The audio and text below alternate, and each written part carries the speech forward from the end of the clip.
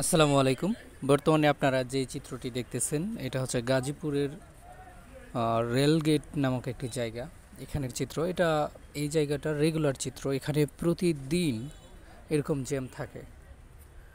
তো আমাদের বাংলাদেশের মানুষের বর্তমানে গড়ায়ু হচ্ছে ৭২.৩ পয়েন্ট, অর্থাৎ প্রায় ৭৩ বছর। আলহামদুলিল্লাহ, এটা আমাদের জন্য সৌভাগ্য। আগে ছিল ৬০ বছর, আস্তে আস্তে এটা বাড়তে বাড়তে ৭৩ বছরে বাড়ছে। তারপরেও মানুষের আয়ুষ্কালটা সম্পূর্ণই সৃষ্টিকর্তার হাতে। তিনি নির্ধারণ করেন পৃথিবীতে কে কতদিন বাঁচবে। তো আমার এই ভিডিওটা করার কারণ হচ্ছে যে প্রতিনিয়ত শুধুমাত্র জ্যামের জন্য আমাদের শহরগুলোর যে পরিবেশ পরিস্থিতি হচ্ছে, আমি যদি আপনাদেরকে একটু উইকিপিডিয়ার সাহায্যে আমি বলি যে ঢাকা শহরে যানজটে বিশ্ব ব্যাংকে এক প্রতিবেদনে বলা হয় ঢাকার মানুষের প্রতিদিন ৭২ লক্ষ কর্মঘণ্টা নষ্ট হচ্ছে, যা টাকার পরিমাণে প্রায় ৩০,০০০ কোটি টাকা। ৩০,০০০ কোটি টাকা, এটা ভাবা যায় কতগুলো টাকা। আর আরেকটা ব্যাপার হচ্ছে ২০০৬ সালে ঘন্টায় ২১ কিলোমিটার ছিল গাড়ির গতি ঢাকা শহরের। বর্তমানে যেটা হচ্ছে মাত্র ৪ কিলোমিটার, অর্থাৎ আপনি শুধুমাত্র ৪ কিলোমিটার যেতে পারবেন ১ ঘন্টায়। ঢাকা শহরের আপনি যেই জায়গা দিয়েই চলাফেরা করেন না কেন, মোটামুটি সব জায়গাতেই যানজট থাকে প্রচুর। তো এত বেশি যানজট থাকার কারণে আমাদের জীবন থেকে মূল্যবান সময়গুলো নষ্ট হচ্ছে। সেই সাথে আমাদের আর্থিকভাবে আমরা সারা দেশ আর্থিকভাবেও ক্ষতির সম্মুখীন হচ্ছে। এই যে জ্যামের মধ্যে পড়ে থেকে কত ঘন্টার ঘন্টা বসে থাকতে হয়, এবং সেই সময় কিন্তু কারোর গাড়ির ইঞ্জিন বন্ধ থাকে না, সবগুলো গাড়ির ইঞ্জিন চালু থাকে, এবং প্রচুর পরিমাণ জ্বালানি আমাদের নষ্ট হয়। যে ঘন্টার পর ঘন্টা সারা বাংলাদেশের আপনি যদি চিন্তা করেন যে যতগুলো যানবাহন আছে এগুলো যদি ৪ ঘন্টা সময় ধরে চলে বা ৫ ঘন্টা সময় ধরে চলে, এই এতগুলা যানবাহন চলতে কত কত বেশি পরিমাণ জ্বালানির প্রয়োজন হয়। তো এই এত বেশি পরিমাণ জ্বালানি আমাদের প্রতিদিন নষ্ট হচ্ছে শুধুমাত্র আমাদের যানজটের জন্য। এই যানজট নিরসন কিভাবে আমরা করতে পারবো, এটার জন্য বাংলাদেশ নিরাপদ সড়ক চায়ের সভাপতি ইলিয়াস কাঞ্চন অনেক সংগ্রাম করে যাচ্ছে। ওনাকে অনেক ধন্যবাদ জানাই যে উনি এরকম একটা মহৎ উদ্যোগ হাতে নিছে, এবং অনেকগুলো দিক নির্দেশনা আমাদেরকে উনি দিয়ে থাকেন বা এই আজ অবধি দিয়েছেন। তো আমার কথাটা হচ্ছে যে এত বেশি পরিমাণ অটোরিকশা আমাদের দেশে বাড়ছে। এই অটোরিকশার জন্য রাস্তায় প্রতিনিয়ত অনেক বেশি জ্যাম থাকে, অনেক বেশি পরিমাণ অটোরিকশা হয়ে গেছে। এই অটোরিকশাগুলো একদিনেই বন্ধ করা সম্ভব না। আর যেই মানুষগুলো এই অটোরিকশা চালায় তারা নিম্ন মধ্যবিত্ত ফ্যামিলির কিংবা গরিব ফ্যামিলির মানুষ, তাদেরকে হুট করেই অটোরিকশাগুলো বন্ধ করে দেওয়া যাবে না। তাদেরকে বিকল্প একটা কর্মের ব্যবস্থা দিয়ে তারপর এই অটোরিকশাগুলো বন্ধ করে দেওয়া উচিত। তা না হলে দেখেন কত বেশি পরিমাণ বিদ্যুৎও নষ্ট হচ্ছে এই অটোরিকশার ব্যাটারিগুলো চার্জ করতে গিয়ে। এখন আর একটা ব্যাপার হচ্ছে আপনার এই অটোরিকশাগুলো হাইওয়ে রোডের মধ্যেও চলে। হাইওয়ে রোডে এখন বর্তমানে যে রোড অ্যাক্সিডেন্টগুলো হচ্ছে, এই রোড অ্যাক্সিডেন্টের জন্য অনেকাংশে দায়ী এই ব্যাটারি চালিত রিক্সাগুলো। এগুলোর ব্রেকিং সিস্টেম খুব একটা ভালো না, এবং ড্রাইভারগুলো খুব একটা অভিজ্ঞ না। তাদের নেই কোনো ড্রাইভিং লাইসেন্স, তাদের ড্রাইভিং লাইসেন্সের কোনো প্রয়োজন আছে বলেও তারা মনে করে না। তারপর এই গাড়িগুলোতে কোনো লুকিং গ্লাস নাই। একটু চিন্তা করে দেখবেন, কোনো লুকিং গ্লাস নাই, হুট করে তারা যাচ্ছে ডান পাশে যাবে অথবা বাম পাশে যাবে, একটা হাত বাড়ায় দিয়ে তারপর ঘুরায় ফেলে। কারণ হচ্ছে তাদের অভিজ্ঞতা নাই কোন রাস্তা দিয়ে কিভাবে হাইওয়ে রোডের মধ্যে কিভাবে গাড়ি চালাইতে হয়। অনেক পিচ্ছি পিচ্ছি পোলাপাইন দেখবেন এখন যে অটো রিক্সা চালাইতেছে। তো এটা চাইলেই সার্টেনলি বন্ধ করা যাবে না, বিকজ অফ আমাদের দেশের যে পরিমাণ জনসংখ্যা, আমরা অধিকাংশই হচ্ছে নিম্ন শ্রেণীতে বসবাস করি। তো এই নিম্ন শ্রেণীর মানুষগুলোকে চাইলেই আপনি হুট করে, যারা এখন ৭ লাখ ৮ লাখ মানুষ প্রায় অটোরিকশা চালাচ্ছে, তো এই ফ্যামিলিগুলোকে অন্য একটা কর্মের ব্যবস্থা না করে দিয়ে হুট করে এটা বন্ধ করা যাবে না।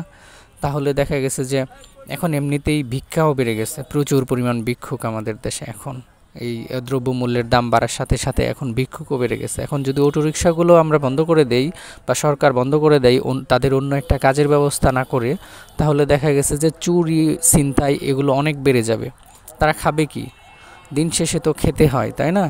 তো খাবারের জন্য আমাদের দেশের মানুষ কাজের জন্য প্রচুর পাগল, প্রচুর কাজ করতে চাই, কিন্তু আমাদের কর্মের ব্যবস্থাটা কম। আমাদের ছোট দেশ, অধিক জনসংখ্যার দেশ।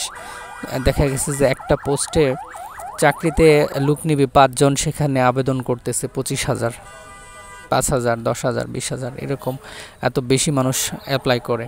কারণ হচ্ছে কি, আমাদের জনসংখ্যার তুলনায় কর্মের ক্ষেত্রগুলো কম।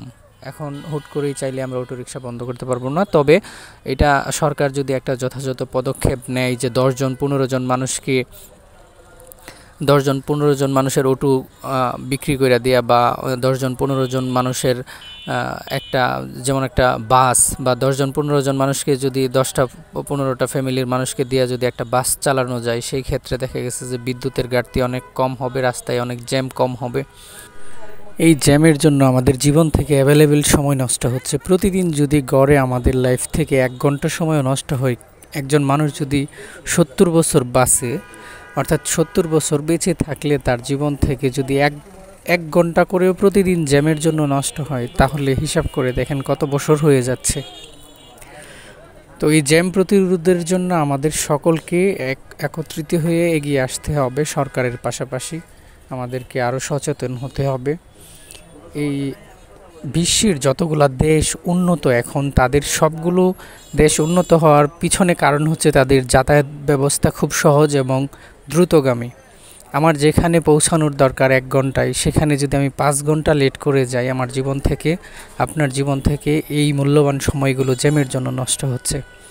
সো আমাদের সকলেরই উচিত এই ব্যাপারটা নিয়ে একটু চিন্তা করা, যেন প্রতিদিন ঘন্টার পর ঘন্টা আমাদের জ্যামের মধ্যে বসে না থাকতে হয়। যেই জায়গাগুলোতে রেল ক্রসিং আছে, এই জায়গাগুলোতে যদি ফুট ওভার ব্রিজ আরও বেশি করে হয়, তাহলে দেখা গেছে যে রেল ক্রসিংয়ের জন্য 15 মিনিট 20 মিনিট করে ওয়েট করতে হয় না। একটা চলন্ত রাস্তায় যেখানে প্রচুর গাড়ি চলাচল করে, সেখানে একটা রেল ক্রসিং 15 মিনিটের বিরতি হইলে সেখানে একটা বিশাল লম্বা একটা জ্যাম পড়ে যায়। এই জ্যামের জন্য দেখা গেছে আমাদের অনেক গুরুত্বপূর্ণ সময় নষ্ট হয়। এই অতিরিক্ত জ্যাম হওয়ার পিছনে আরও একটি গুরুত্বপূর্ণ কারণ হচ্ছে যে আমরা কেউ ট্রাফিক আইন মেনে চলতে রাজি না।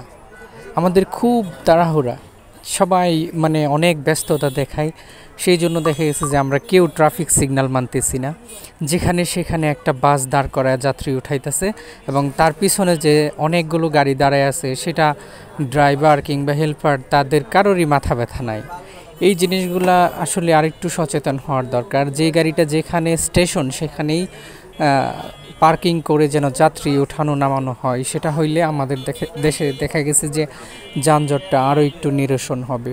আর আমরা যারা সাধারণ জনগণ আছি, আমাদেরকে নিজেদেরকে সচেতন হতে হবে। তা না হইলে আমাদের কিভাবে যে আমাদের জীবন থেকে এই সময়গুলো যাচ্ছে, আমরা অনেকেই এই ব্যাপারগুলো খেয়াল করি না। যেখানে সেখানে একটা গাড়ি দাঁড় করায় দেখা গেছে যে সময় ধরে, অনেক সময় ধরে যাত্রী উঠাইতেছে নামাইতেছে, যেখানে সেখানে ট্রাফিক আইন কেউ মানতেছে না। এই জন্য এত বেশি পরিমাণ জ্যাম আমাদের দেশের মধ্যে, এবং অ্যাভেলেবেল সময় নষ্ট হচ্ছে আমাদের। আর অটো রিক্সাগুলো হচ্ছে, দেখা গেছে অধিকাংশ অটো রিক্সাগুলো হচ্ছে ভাড়ায় চালিত। তারা কি করে, তাদের তো একটা অটো রিক্সা ভাড়া নিলে সে প্রতিদিন 300 টাকা মালিককে দিতে হয়। সেই জন্য তার মাথার মধ্যে একটা টেনশন থাকে যে কখন সেই ভাড়ার যে টাকাটা, সেটা কখন সে এটা উঠাবে, এবং উঠানোর পরবর্তীতে ধরেন 300 টাকা যদি তার মালিককে দিতে হয়, 300 টাকা কখন সে তুলবে, সেই চিন্তায় আরও ব্যস্ত থাকে। এবং তার যে গাড়ির নির্দিষ্ট গতি, ওই গতির চেয়ে আরও অনেক বেশি গতি দিয়ে সে চালানোর চেষ্টা করে, এবং ফলশ্রুতিতে অনেক বেশি অ্যাক্সিডেন্টও হচ্ছে। অনেক সময় দেখা গেছে যে একটা অ্যাম্বুলেন্স রাস্তার মধ্যে আছে, সেও জ্যামে আটকা আছে, অথচ গাড়ির মধ্যে একটা মুমূর্ষু রোগী আছে। যথাসময়ে তাকে হসপিটালে না নিতে পারলে সে মারা যাবে। এইভাবে অসংখ্য মানুষ মারা যাচ্ছে এই জ্যামের জন্য রাস্তায়। অ্যাম্বুলেন্সের ভিতরেই মারা যাচ্ছে। ইমার্জেন্সি স্ট্রোক করা বা হার্ট অ্যাটাকের রোগীগুলো যথাসময়ে নিতে হয় হসপিটালে। আবার অনেক মানুষ দেখা গেছে পরীক্ষা দিতে যাচ্ছে, সে কোনো একটা পরীক্ষা দিতে যাচ্ছে, জ্যামের জন্য যথাসময়ে যেতে পারতেছে না।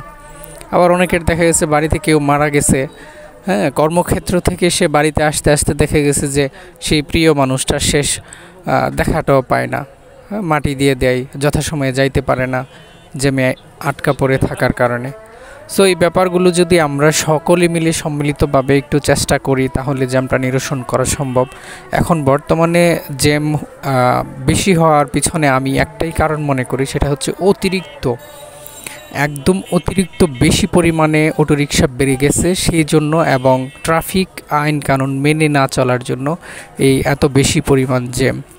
তো আমার মনে হয় সরকার যদি এই ব্যাপারটা একটু উদ্যোগ নেয় যে 10 জন 15 জন মানুষের অটোরিকশা নিয়ে তাদেরকে, যাদের একই এলাকায় বাড়ি, তাদেরকে যদি একটা বাস কিনে দেওয়া হয়, তারা যদি একটা বাস থেকে দেখা গেছে অনেক যাত্রী নেওয়া যায়, সেই ক্ষেত্রে যানজটটা অনেক কম হয়, এবং এই বাস থেকে যেই টাকাটা উপার্জন হবে তারা সবাই মিলে এটা যদি ভাগাভাগি করে নেয়, তাহলে এই যানজটটা খুব সহজে নিরসন করা যাবে। অটোরিকশা না থাকলেই দেশের যানজট কমে যাবে আমার মনে হয়। আর এত বেশি পরিমাণ অটোরিকশা হয়ে গেছে, এটা চাইলেই হুট করে এখন বন্ধ করে দেওয়া যাবে না, কারণ এটা বন্ধ করে দিলে হঠাৎ করে তাদের কর্মক্ষেত্র তৈরি না করে যদি বন্ধ করে দেওয়া হয় তাহলে দেশে চুরি এবং ছিনতাই বেড়ে যাবে, মানুষ খেতে পারবে না। তা আমাদের দেশের মানুষ, এটা নিঃসন্দেহে সত্যি কথা যে আমাদের দেশের মানুষ কাজ করতে চায়, আমাদের দেশে কাজের জায়গা নাই, কাজের ক্ষেত্র নাই, সেই জন্য মানুষ অটোরিকশা চালাইতেছে বাধ্য হয়ে।